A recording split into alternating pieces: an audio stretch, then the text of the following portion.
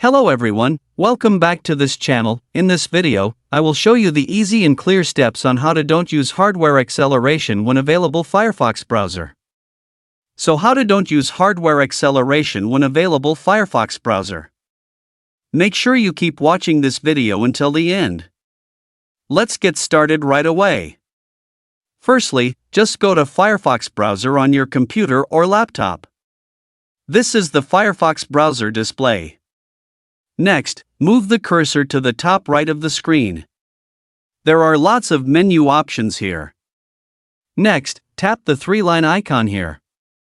And a scrolling menu will appear like this. And tap the settings menu here. Now here you are in the settings menu. Enter the general menu. Now here you are in the general menu. Scroll down to find the performance menu. Now next. Tap Use Hardware Acceleration when available. This option disables hardware acceleration in Firefox, which can help improve stability and reduce display problems on some devices. So that's it, the How to Don't Use Hardware Acceleration when available Firefox browser tutorial. Thank you for watching.